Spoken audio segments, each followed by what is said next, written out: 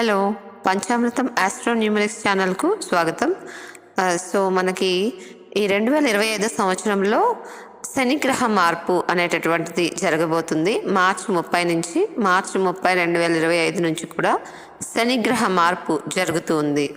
ఈ యొక్క శనిగ్రహ మార్పు ఏ ఏ రాశుల వారికి ఏ ఏ విధంగా ఫలితాలలో ప్రభావం చూపిస్తుంది అనేటటువంటి విషయాలు మనము తెలుసుకుందాము ఈ యొక్క సిరీస్లో. దాంతోపాటు మనము ఈ యొక్క రెమెడీస్, వాటికి చేసుకోవాల్సిన రెమెడీస్ కూడా తెలుసుకుందాం.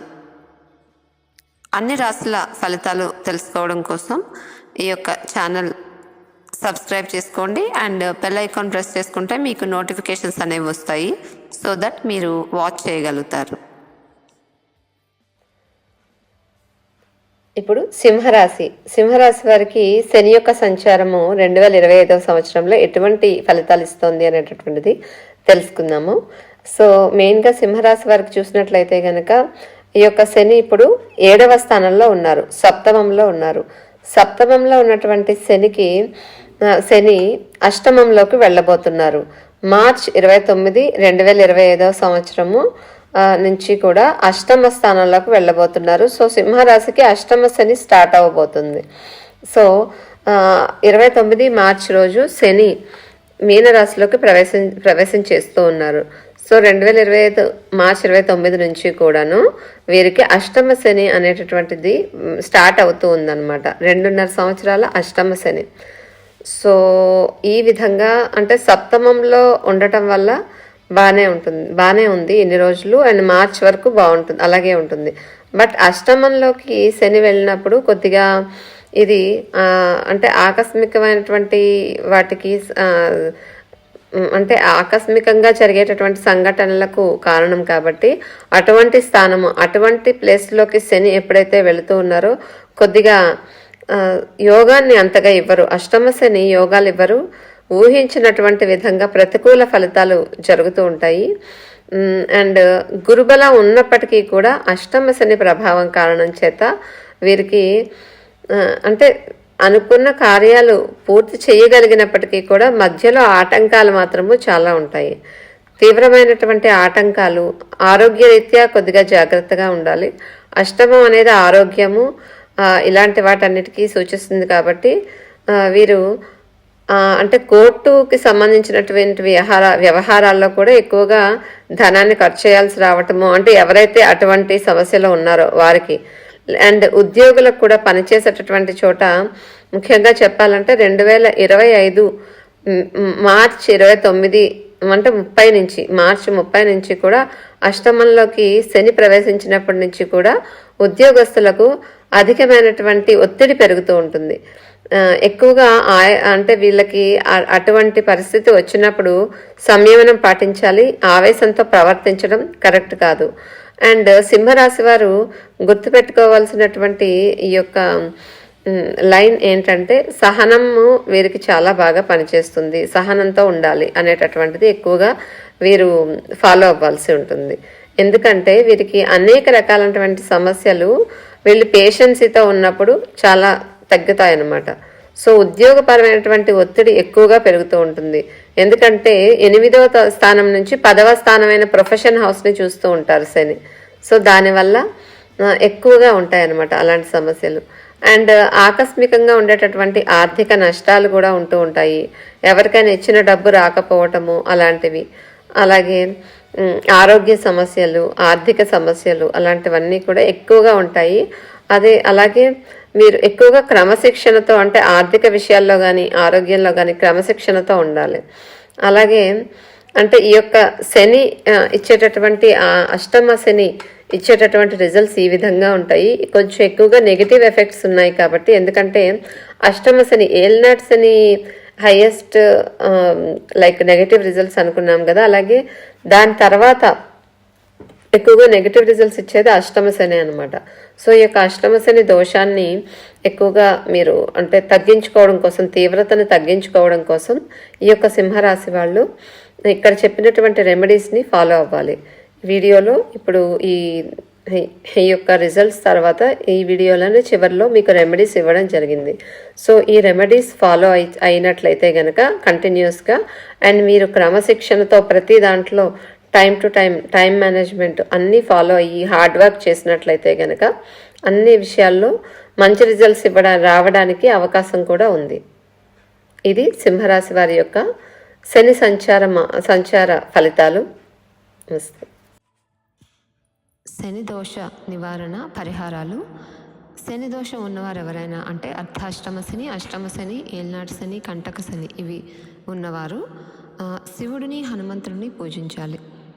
శని దోషాల నుండి విముక్తి పొందడానికి శనివారం రోజు ఈ యొక్క శివుని ఆలయానికి మరియు హనుమంతుని ఆలయానికి వెళ్ళి దర్శనం చేసుకోవాలి.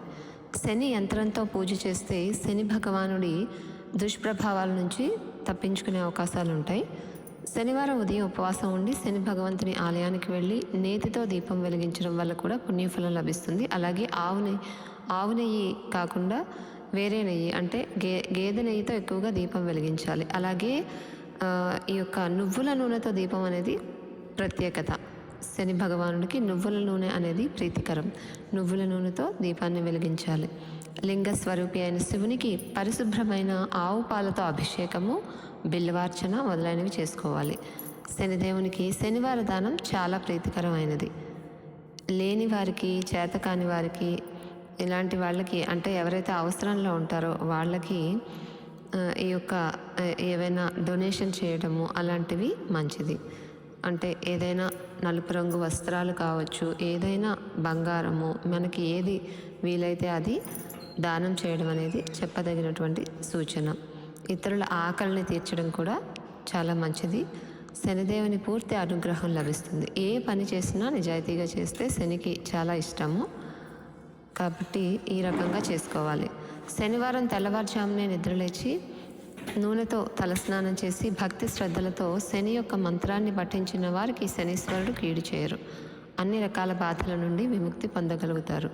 దీర్ఘాయువు, మంచి బుద్ధి అలాంటి వాటితో జీవించగలుగుతారు. శని అశుభ ప్రభావాలను నివారించడానికి ముందుగా ప్రతి శనివారము శనిదేవుని ఆలయాన్ని సందర్శించుకోండి. అక్కడ 19 ప్రదక్షిణలు చేసుకోవాలి. శని విగ్రహం దగ్గర అంటే నవగ్రహ విగ్రహాల దగ్గర 19 ప్రదక్షిణాలు చేసుకోవాలి. ఈ రోజున అంటే శనివారం రోజు శివాలయంలో శివ చాలీసా వినినా పాడినా కూడా విశేషం. శని దోషం వల్ల కలిగే బాధలు కలిగే సమయాలలో ఉదయాన్నే లేచి తలస్నానం చేసి 108 సార్లు శనిదేవుణ్ణి పూజించి నల్ల ధాన్యాన్ని దానం చేయాలి. అలాగే శనివారం తెల్లవారుజామునే సుందరాకాండ పారాయణం కూడా చేయడం వల్ల కూడా శనిగ్రహ దోషం తగ్గుతుంది. కాకులకు రోజు అన్నదానం ఏదైనా అంటే ఫుడ్ దానం చేయడం వల్ల అంటే వాటికి ఫుడ్ ఫీడింగ్ చేయడం వల్ల చాలా మంచిది. పెసరపప్పు కూడా దానం చేయాలి.